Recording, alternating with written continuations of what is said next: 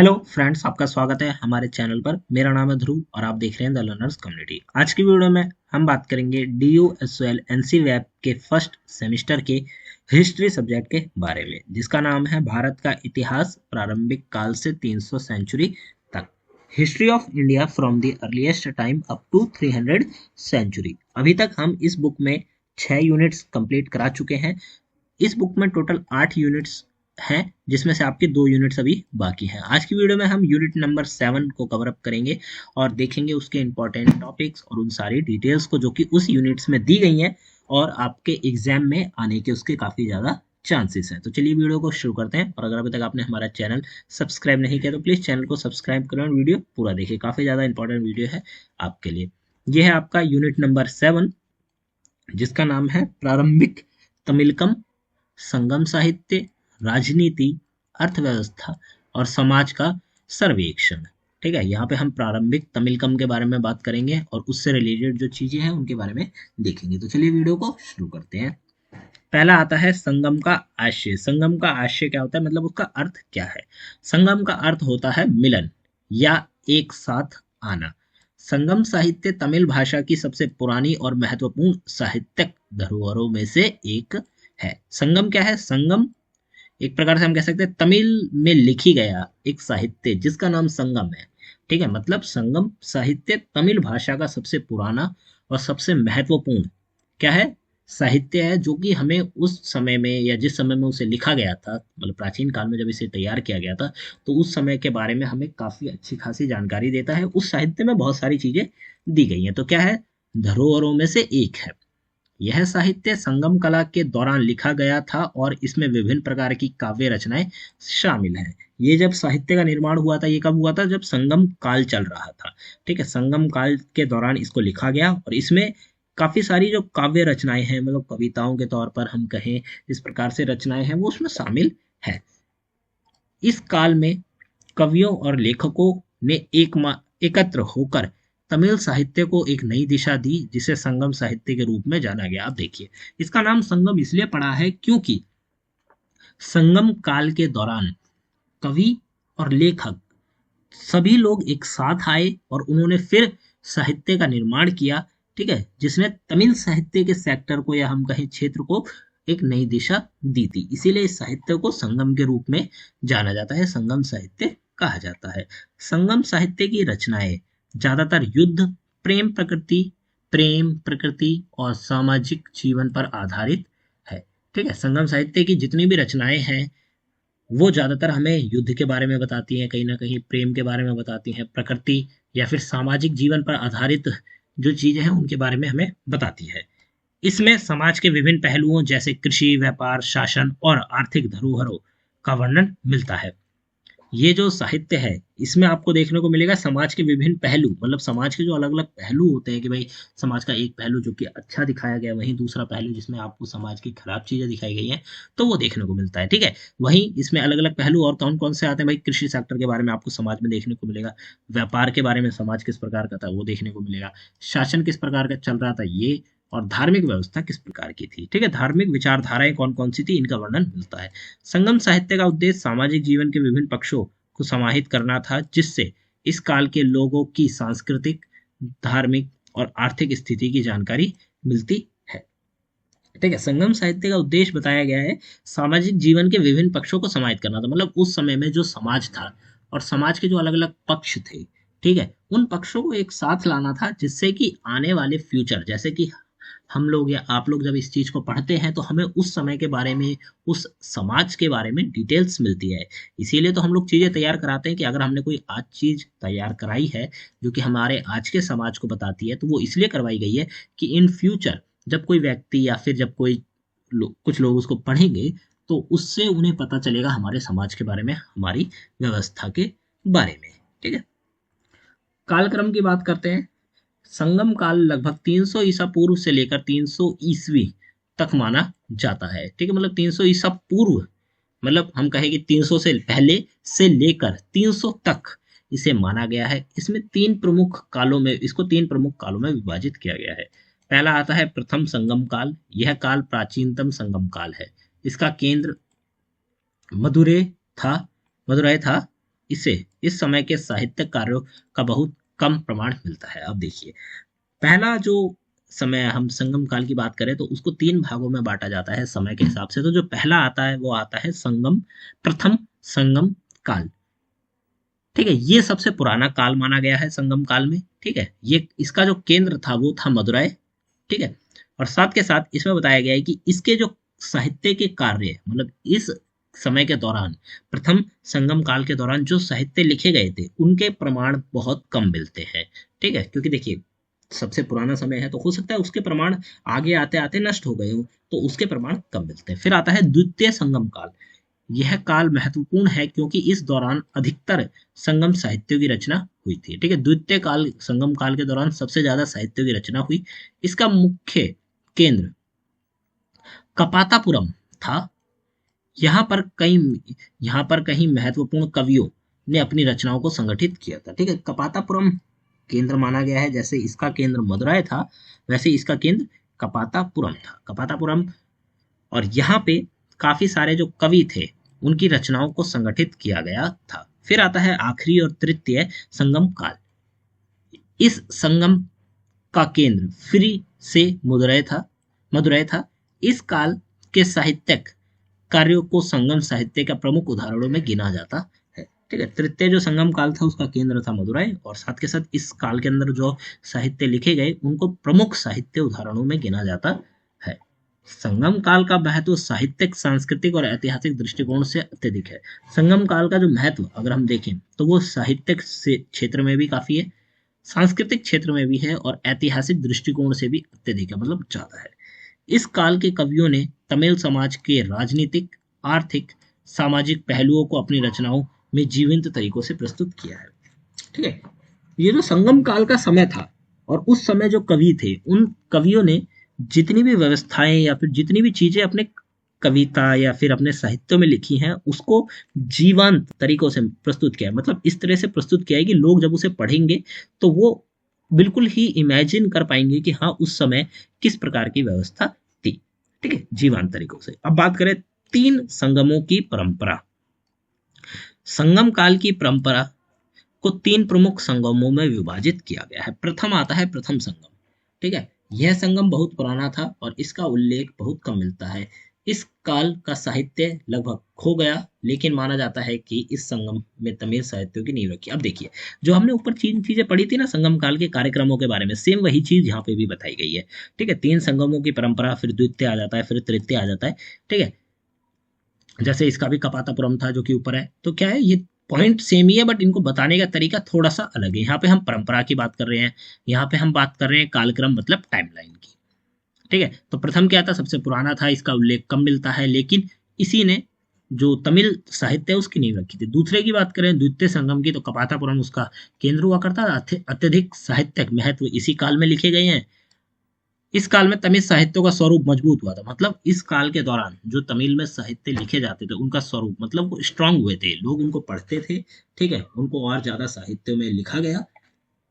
इस प्रकार से कई प्रमुख कवियों ने इस संगम में भाग लिया और इस काल के साहित्य को अत्यधिक और अधिक व्यवस्थित और समृद्ध किया था। ठीक है, व्यवस्थित किया था और समृद्ध किया था। फिर तृतीय आता है, यहाँ पे फिर मदुरै आ जाता है।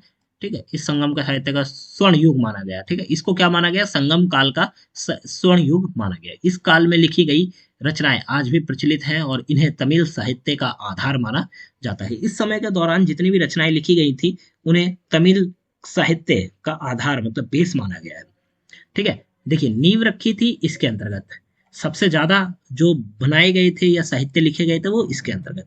ठीक है, और जब तीसरा समय आता है तो हम इसको भी इंपॉर्टेंस देते हैं। ठीक है, इसके अंदर जो रखे गए थे वो सबसे ज्यादा हम कहें उनको महत्व दिया गया सबसे ज्यादा, और सबसे ज्यादा एक प्रकार से हम कहें कि महत्वपूर्ण माना गया था। इस संगम के दौरान कई काव्य रचनाएं और महाकाव्य लिखे गए जिनमें समाज, प्रकृति और राजनीति का वर्णन मिलता है।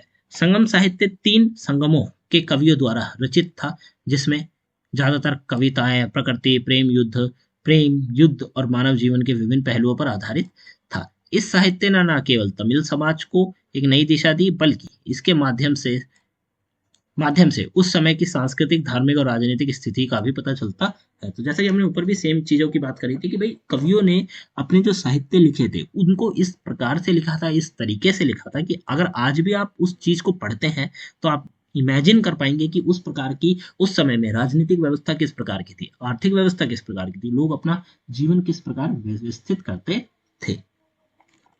बात करते हैं संगम साहित्य निकायों की। संगम साहित्य तमिलकम के प्राचीन इतिहास का एक महत्वपूर्ण स्रोत है। देखिए तमिलकम मतलब तमिल के यहाँ पे जो साहित्य है, तमिल के क्षेत्र में जो साहित्य लिखे गए हैं, तो संगम साहित्य तमिलकम प्राचीन इतिहास का एक महत्वपूर्ण स्रोत है। स्रोत क्यों है? क्योंकि भाई हम तमिलकम के बारे में जब जानना चाहेंगे तो हमें सबसे पहले संगम साहित्य के बारे में जानना होगा, उसे पढ़ना होगा, तभी हम तमिलकम के बारे में जान पाएंगे और उसके इतिहास को समझ पाएंगे। इस साहित्य का ऐतिहासिक महत्व बहुत अधिक है क्योंकि यह तमिल भाषा और संस्कृति के प्रारंभिक जो विकास है उसको दर्शाता है। ठीक है, ये जो साहित्य है, संगम साहित्य है, इसका ऐतिहासिक महत्व काफी ज्यादा है। क्यों? क्योंकि बहुत अधिक है, क्योंकि यह एक तो तमिल भाषा में लिखा गया और संस्कृत में, तमिल और संस्कृत के प्रारंभिक विकास को दर्शाता है। कैसे? कि भाई तमिल भाषा का जिस प्रकार से विकास हुआ शुरुआत से लेकर, ये आपको संगम साहित्य में देखने को मिलेगा। संस्कृति भाषा का जो विकास हुआ प्रारंभ से लेकर, प्रारंभिक विकास जो था वो आपको इसमें देखने को मिलेगा। संगम साहित्य मुख्य रूप से 3 प्रारंभिक संग्रहों में विभाजित है। एतुतोगई मतलब अष्ट संग्रह, पतुपताऊ मतलब 10 गीत, और फिर पतिने क्लिनो कुन्नक अष्टदश लघु कृतियां। ठीक है, संगम जो हम बात करें, संगम साहित्य के जो प्रमुख 3 रूप हैं या संग्रह है, मतलब संग्रह मतलब एक प्रकार से हम कह सकते हैं श्रृंखलाएं, जिसमें हम कह सकते हैं कि पार्ट 1, पार्ट 2, पार्ट 3, इस प्रकार से संगम साहित्य को 3 पार्ट्स में बांटा गया है, जो कि मैंने आपको नाम बताए हैं। ठीक है, इनको अष्ट संग्रह है, 10 गीत और उसके बाद अष्टदश लघु कृतियां हैं।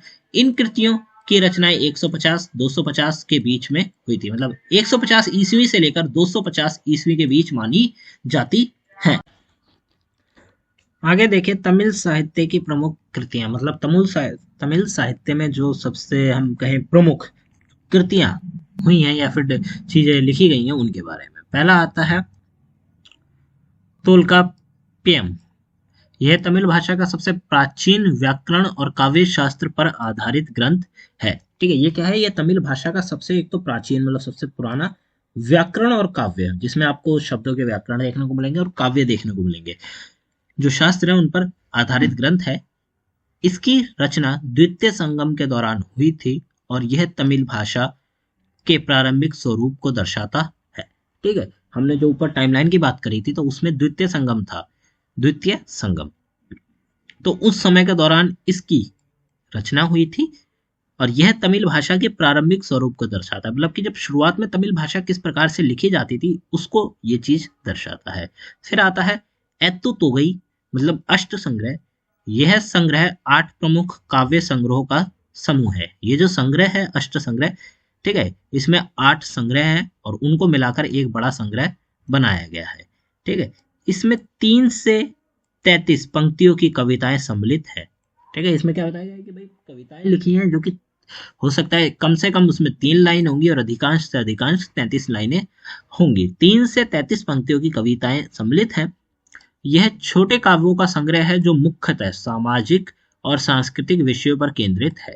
ये जो काव्य है या ये जो हम कहें संग्रह है, इसमें जो कविताएं लिखी गई हैं ये मुख्य रूप से सामाजिक और सांस्कृतिक जो विषय थे उस समय के उनको केंद्रित करती है, उनको दर्शाती है।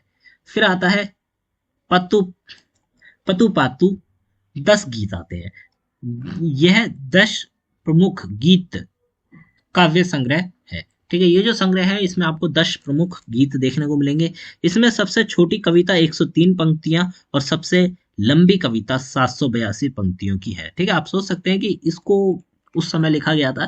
ठीक है, और साथ के साथ इसमें जो सबसे छोटी कविताएं हैं वो भी 103 पंक्तियों की है और जो सबसे बड़ी कविता है वो 782 पंक्तियों की है। मतलब 103 लाइंस सबसे छोटे में है और सबसे अधिकांश में 782 लाइंस है। यह काव्य राजा और नायकों के जीवन और वीरता का वर्णन करता है। ठीक है, ये जो काव्य है इसमें आपको राजा और नायकों का जो जीवन था और जो उनकी जीवन में वीरता थी उसका वर्णन देखने को मिलेगा। फिर आता है अष्टादश लघु कृतियां के ऊपर। यह संग्रह नैतिक और उपदेशात्मक साहित्यों पर आधारित है। ठीक है, ये जो संग्रह है इसमें आपको नैतिक बातें देखने को मिलेंगी, फिर आपको उपदेश देखने को मिलेंगे। इसमें विश्व प्रसिद्ध तिरुकुरल शामिल है जो नैतिकता और जीवन के विभिन्न पहलुओं पर आधारित है। तिरुकुरल में 133 अध्याय मतलब चैप्टर्स हैं और प्रत्येक अध्याय में 10 कुरल जिसमें कुल 1330 कुरल बनते हैं। ठीक है, मतलब टोटल आप कहें तो ये जो तिरुकुरल जो हम कहें कि शामिल है, प्रसिद्ध विश्व प्रसिद्ध तिरुकुरल शामिल है, तो इसमें 133 चैप्टर्स दिए गए हैं। प्रत्येक चैप्टर में आपको 10 देखने को मिलते हैं, तो 1333 टोटल कुरल बनते हैं। ठीक है, तो ये क्या है, ये प्रमुख कृतियां हैं जो कि तमिल साहित्य के अंतर्गत लिखी गई हैं और उनके बारे में है। आगे बढ़े महाकाव्यों की तरफ। महाकाव्य मतलब बहुत बड़े स्तर पर या फिर हम कहें कि जो सबसे बड़े काव्य लिखे गए हैं उनके बारे में। संगम साहित्य में शिल्पादिक्रम, मणिमेखलाई और जीवकचित मणि जैसे महाकाव्य विशेष स्थान रखते हैं। इन महाकाव्यों में तमिल समाज, उसकी आर्थिक, सामाजिक और सांस्कृतिक स्थिति का गहन वर्णन मिलता है। ठीक है, जो मैंने आपको साहित्य के नाम बताए, ये 3 साहित्य प्रमुख अपना स्थान रखते हैं और इन साहित्यों में हम कहें या फिर जो भी महाकाव्य साहित्य उस समय लिखे गए थे उसमें आपको समाज, उसकी आर्थिक, सामाजिक और सांस्कृतिक स्थिति का गहन वर्णन मिलता है, मतलब गहरा वर्णन मिलता है। इनके बारे में बात करें तो शिल्पादिक्रम, इस महाकाव्य में कोवलन, उसकी पत्नी कन्नगी और नर्तकी माधवी की कथा का वर्णन है। यह एक सामाजिक और नैतिक दृष्टिकोण से महत्वपूर्ण काव्य है। ठीक है, ये जो मैंने आपको काव्य का नाम बताया शिल्पादिक्रम। ठीक है, इस काव्य में कोवलन, उसकी पत्नी कन्नगी और फिर नृत्य की माधवी का जो कथा है इन तीनों की, इनकी कथा का वर्णन इसमें दिया गया है। इसमें आपको नैतिक दृष्टिकोण भी देखने को मिलेगा और सामाजिक दृष्टिकोण भी देखने को मिलेगा। फिर आते हैं अगले उस पर, तो मणि मेखलाई, यह बौद्ध धर्म के प्रसार के लिए रचा गया महाकाव्य है जो कोवलन और माधवी की पुत्री मणिमेखलाई की कथा को आगे बढ़ाता है। जो कथा यहाँ पे दी गई थी उस कथा को आगे बढ़ाते हुए यहाँ पे बताया गया है। ठीक है, मणिमेखलाई में तो ये बौद्ध धर्म के प्रचार और प्रसार के लिए रचा गया था।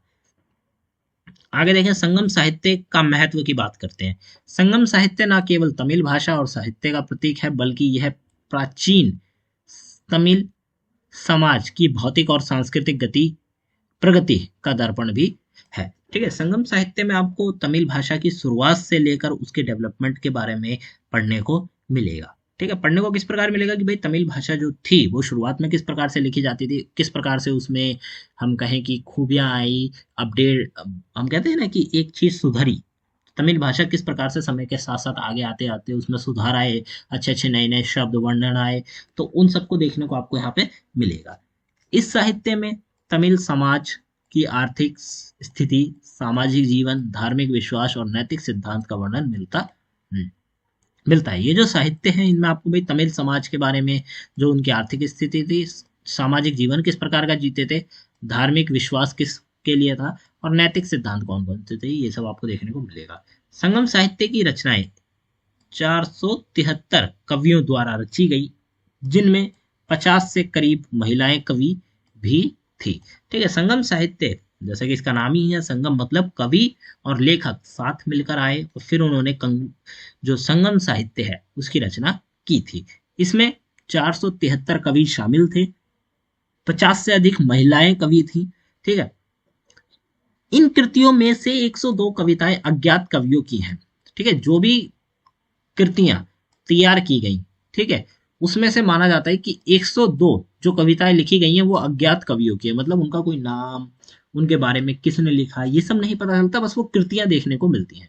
यह काव्य तमिल भाषा की समृद्धि और उसकी साहित्यिक अभिव्यक्ति का प्रतीक है। जो संगम साहित्य है ये तमिल भाषा की समृद्धि को दिखाता है, उसकी साहित्यिक और अभिव्यक्ति का प्रतीक माना जाता है। अगला टॉपिक है राज्य व्यवस्था। राज्य व्यवस्था संगम काव्य दक्षिण भारत के राज्य प्रणाली के विकास की पहली रूपरेखा प्रस्तुत करती है। जो संगम काव्य है वो दक्षिण भारत भारत के जो दक्षिण का क्षेत्र है, दक्षिण भारत में राज्य प्रणाली के विकास की पहली रूपरेखा प्रस्तुत करती है। मतलब जब राज्य प्रणाली का विकास शुरू हुआ था तो सबसे पहला जो व्यू अगर आपको पढ़ना है, देखना है, तो वो आपको संगम काव्य में देखने को मिलेगा। इन कृतियों से पता चलता है कि कबीलों की संख्या में कमी आई, लेकिन उनके राजा के साथ संगठित इकाइयों के रूप में उनका अस्तित्व भी बना रहा। ठीक है, जब आप इन कृतियों को पढ़ते हैं, इनको देखते हैं, तो इससे आपको पता चलेगा कि जो कबीलों की संख्या थी उस समय में, उनमें तो कमी आई थी, लेकिन वो कबीले कहीं ना कहीं अपने राजा के साथ, मतलब इकाई के साथ जुड़े हुए थे, तो उनका अस्तित्व भी बना रहा। यह संकेत मिलता है कि राज्य एक संगठित राजनीतिक रचना के रूप में स्थापित हो चुका था।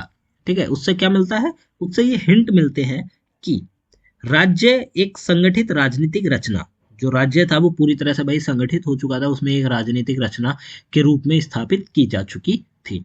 हालांकि यह अभी भी स्थिर नहीं था। मतलब एक कह सकते हैं कि राज्य व्यवस्था, जब हम उन साहित्यों को पढ़ते हैं तो हमें देखने को मिलता है कि भाई राज्य की व्यवस्था चालू हुई, राज्य प्रणाली हुई, ठीक है, उसके बाद राजनीतिक व्यवस्था लाई गई, तो राजनीतिक व्यवस्था चलने लगी, परंतु वो संगठित तो थी परंतु स्थिर नहीं थी। मतलब स्थिर का मतलब ऐसे, क्योंकि इससे पहले तो कभी राज्य व्यवस्था चलाई नहीं गई थी, तो वो पहली रूपरेखा आपको उन काव्यों में देखने को मिलती है। तो रूपरेखा से क्या पता चलता है कि भाई संगठित नहीं थी, मतलब संगठित तो हो चुकी थी परंतु स्थिर नहीं थी, कहीं ना कहीं डगमगा रही थी। संगम काव्यों में राज्य सरकार की प्रजातंत्रिका अवधारणा अभी भी पूरी तरह से विकसित नहीं हुई थी। ठीक है, संगम काव्यों में क्या बताया गया है कि भाई राज्य सरकार की जो प्रजातंत्र थी, मतलब प्रजा के द्वारा चलाने वाला जो पूरा राजतंत्र था, उसकी अवधारणा अभी भी पूरी तरह से विकसित नहीं हुई थी, मतलब डेवलपमेंट कर रही थी समय के साथ साथ। जैसे अगर हम देखें उदाहरण के तौर पर, सपोज करिए कि हम लोग आज हम उस समय में हैं और हमने एकदम से ही राज्य व्यवस्था जो है या राज्य प्रणाली है उसे अपना लिया। ठीक है, फिर हमने प्रजातंत्र को अपना लिया। अब क्या हुआ कि अभी तक हमने कभी उस व्यवस्था को देखा नहीं है, उस व्यवस्था को समझा नहीं है, तो शुरुआत में हम लोग गलती करेंगे। ठीक है, शुरुआत में हम लोग एक प्रकार से उस चीज को विकसित करेंगे, हम चीजें सीखेंगे, ठीक है, सुधार करेंगे। तो ये व्यवस्था उस समय में थी और वही व्यवस्था के बारे में आपको संगम काव्य के अंतर्गत देखने को मिलता है। मतलब पूरी तरह से विकसित नहीं हुई थी, लेकिन प्रशासन राज्य तंत्रीय होते हुए भी प्रजातंत्र के तत्व को शामिल करता था। ठीक है, राज्य तंत्र मतलब राजा के द्वारा चलाया जाने वाला तंत्र, फिर भी उसमें प्रजातंत्र के तत्व जो थे वो शामिल थे। मतलब दो तरीके से राजा के द्वारा भी चलाया जा रहा है, साथ के साथ प्रजा के भी कुछ, जो प्रजातंत्र के अंतर्गत जो कुछ तत्व हैं वो भी उसमें देखे गए हैं।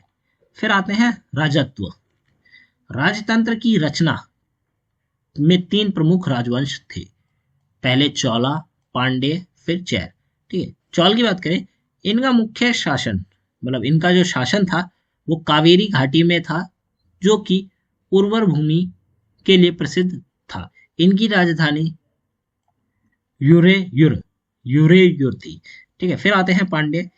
ये पशुचारकों और तटवर्ती क्षेत्रों पर शासन करते थे। इनकी राजधानी मदुरै थी। फिर आते हैं चैर। यह पश्चिम पहाड़िया क्षेत्र में शासन करते थे और इनकी राजधानी वंजी मतलब कुरुर थी। तो ये तीन जो है वो प्रमुख राजवंश थे जिन्होंने उस समय में राजतंत्र की जो व्यवस्था थी उसको चलाया था, उसको अपनाया था। ठीक है, चौल, फिर पांडे, फिर चैर।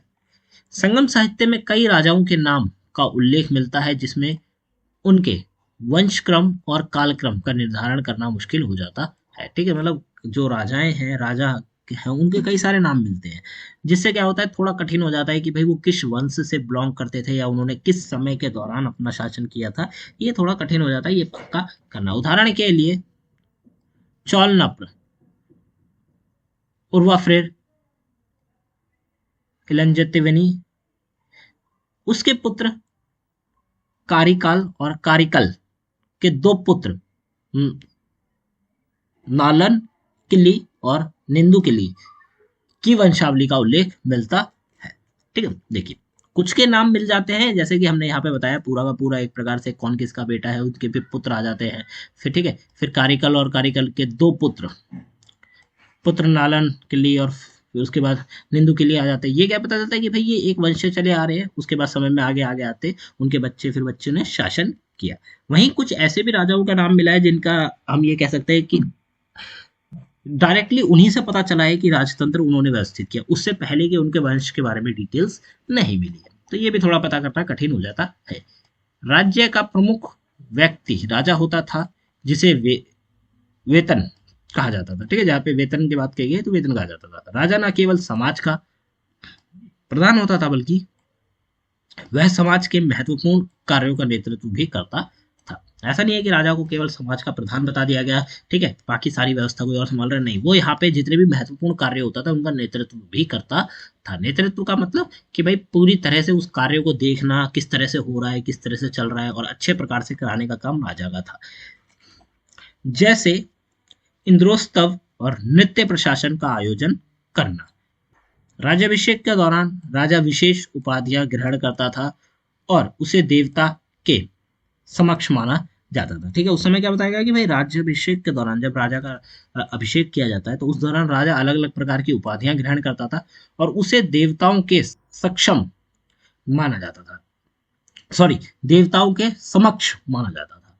ठीक है, तो मतलब देवताओं के समक्ष मतलब देवताओं के बराबर अराउंड माना गया था, ये बताया गया है। ठीक है, हम यहाँ पे किसकी बात कर रहे हैं, आप देख सकते हैं हम यहाँ राजतंत्र की बात कर रहे हैं, और उससे पहले हम राज्य व्यवस्था की बात कर रहे हैं। ठीक है, राज्य व्यवस्था के अंतर्गत ये सारी चीजें आती है। राजत्व आ गया कि भाई राजतंत्र व्यवस्था किस प्रकार की थी, उसके बाद राजा के बारे में हमने थोड़ी सी बात करी। राज्य में शांति और व्यवस्था बनाए रखने का दायित्व राजा पर था।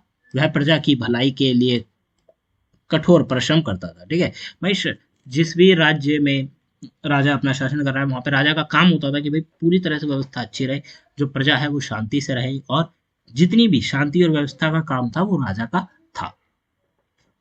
प्रजा की भलाई के लिए राजा बहुत सारे कठोर काम करता था, कठोर परिश्रम करता था, और पूरे राज्य का दौरा कर प्रशासनिक मामलों पर सलाहकारों से परामर्श करता था। ठीक है, राजा क्या करता था भाई, जितना भी उसका बड़ा राज्य है, क्षेत्र है, उसका दौरा करता था। ठीक है, जितनी भी चीजें देखता था, उन चीजों को आने के बाद फिर अपने सलाहकार से क्या करता था, परामर्श करता था कि भाई हम उस मुद्दे को किस प्रकार सुलझा सकते हैं, वो अगर कमी है तो वहां पे उस प्रकार किस तरह ठीक कर सकते हैं, इस प्रकार की चीजें। संगम साहित्य में उन्हें सुरम कहा जाता था, जो राजा को सलाह देने के लिए उसकी सहायता करते थे।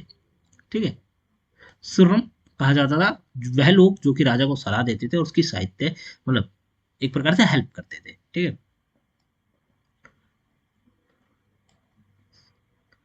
सरदारगढ़ संगम युग में बड़े सरदारों की भी एक महत्वपूर्ण भूमिका थी, जो राजा के अधीन कार्य करते थे। ठीक है, जैसा कि मैंने आपको बताया कि कबीलों की संख्या में कमी आई थी।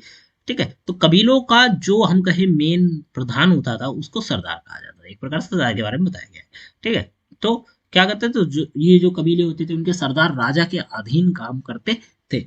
इन्हें दो वर्गों में बांटा गया था। पहले आते हैं वैलिर, यह प्रमुख सरदारों का समूह था। फिर आता है एवेलिर, यह अन्य सरदार हुआ करते थे। इन सरदारों में कुछ प्रमुख थे, जिसे जैसे पालियन, मरन, नन्नानन, वैनमन और फिर विल्लवन कोत्थई। ठीक है, ये प्रमुख सरदारों के नाम थे। संगम के उत्तर काल में राजतंत्रीय सत्ता मजबूत हुई और सरदारों की स्थिति घटकर राजकीय पदाधिकारियों में बदल गई। अब क्या हुआ था कि अब जब हम समय में थोड़ा आगे जाते हैं, संगम साहित्य पढ़ते हैं, तो हम समय में आगे आके देखते हैं कि जो राजतंत्र व्यवस्था थी वो और मजबूत हुई। राजा ने भाई अपनी सत्ता को और मजबूती से संभाला। ठीक है, साथ के साथ जो सरदार थे, जो सरदार की हम कहते हैं उपाधि थी, वो बदल कर किसमें, पदाधिकारी, राजकीय पदाधिकारियों में चेंज हो गई। मतलब राजा राज्य को संभालने के लिए जिन व्यक्तियों को पद दिया जाता था उसमें से सरदार भी आने लगे थे। अगला टॉपिक है प्रशासन। संगम ग्रंथों में वर्णित प्रशासनिक तंत्र के अनुसार की नीतियां परिषदों के माध्यम से संचालित की जाती थी। ठीक है, मतलब किस प्रकार से कि संगम साहित्य में बताया गया कि अगर राजा ने कोई नीति बनाई है, ठीक है, तो वो नीति परिषद के माध्यम से क्या की जाएगी, संचालित की जाएगी, लोगों तक पहुंचाई जाएगी और उस नीति की देखरेख की जाएगी। शिल्पाधिक्रम में दो प्रकार के परिषद का उल्लेख दिया गया है। पहला आता है इम्परुकुलु 5 सदस्यीय मंत्री परिषद, फिर आता है एम्प्रयाम 8 सदस्य मंत्री महासभा। ये परिषदें प्रशासनिक निकाय थी जिनका मुख्य कार्य परामर्श देना और उनके परामर्शों के राजा द्वारा अधिकतर स्वीकार्य किए जाते थे। अब देखिए, ये जो मंत्री परिषद थी ये क्या करती थी, राजा की हेल्प करती थी अगर राजा को किसी डिसीजन या फिर फैसले को लेने में परेशानी हो रही है। ठीक है, तो परामर्श किया जाता था, चीजों पे डिस्कशन होता था, उसके बाद राजा को बताया जाता था कि हाँ अगर आप ये वाला फैसला लेते हैं तो ये उसके अच्छे प्रभाव और ये गलत प्रभाव निकलेंगे। तो इस प्रकार से चीजें बताई जाती थी। तो क्या होता था कि जितने भी हम कहें कि परामर्श दिए गए थे राजा द्वारा, अधिकतर स्वीकार किए जाते थे। प्राचीन भारतीय प्रशासन स्वभावत सीमित और लोकप्रिय राजतंत्र का स्वरूप था। संगम साहित्य में स्थानीय इकाइयों का उल्लेख है जिनमें आरा क्रुवैम, जिसे आरा क्रुवैम कहा जाता था, जो अपनी सही निर्णय प्रक्रिया के लिए प्रसिद्ध था। ठीक है, स्थानीय इकाइयां, स्थानीय इकाई मतलब हम कहें कि भाई किसी छोटे से क्षेत्र के लिए वहां की एक इकाई जो कि क्या करेगी, संगम साहित्य में बताया गया है, जो कि देखरेख करेगी या चीजों को निर्धारित करेगी। तो उनमें से एक है जिन्हें क्या कहा जाता था, आरा कुरवयम कहा जाता था, जो क्या करती है, सही निर्णय लेने के लिए प्रसिद्ध थी। ये स्थानीय सभाएं आधुनिक पंचायत प्रणाली के अग्रदूत मानी जाती हैं। ठीक है, मतलब वर्तमान समय में जहां पे आप पंचायत व्यवस्था को देखते हैं उस समय में इसको आरा कुरुवैम कहा जाता था। ठीक है, और उसके बराबर बताया गया है। फिर आता है प्रतिरक्षा।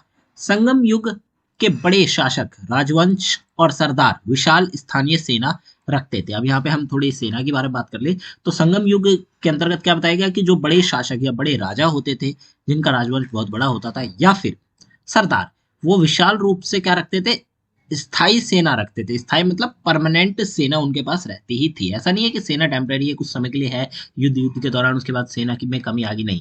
स्थानीय और मतलब स्थायी जो सेना थे वो रखते थे। ये युद्ध केवल प्रतिरक्षा के लिए नहीं बल्कि पड़ोसी राज्य के अत्याचार और कुशासन झेलती जनता को मुक्ति दिलाने के लिए भी लड़ते थे। अब देखिए उस समय क्या होता था, संगम साहित्य के अंतर्गत बताया गया है कि अगर पड़ोसी राज्य में जो जनता है वो परेशानी झेल रही है, कुशासन व्यवस्था झेल रही है, ठीक है, तो जो सही हम कहें कि भाई दो राज्य है जिसमें से एक राज्य की जो प्रजा है वो परेशान हो रही है अपने राजा के द्वारा, तो दूसरा राज्य उस राजा से युद्ध करेगा और उस प्रजा को उस गलत व्यवस्था या खराब स्थिति से निकालेगा।